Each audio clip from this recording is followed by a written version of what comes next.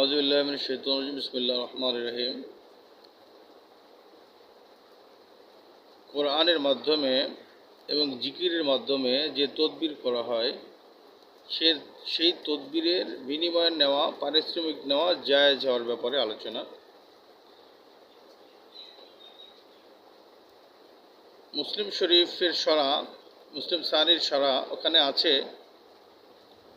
যে বুখারীর মধ্যে যে হাদিস আসছে, সাহাবা একরামদের এক জামাত ওনারা এক জায়গায় অবতরণ করলেন এবং সেই অঞ্চলের যে নেতা ছিল তাকে সাপে বা বিচ্ছুতে কামড়ানোর কারণে ওই এলাকায় কোনো পুরুষ ছিল না ওই মহল্লায়।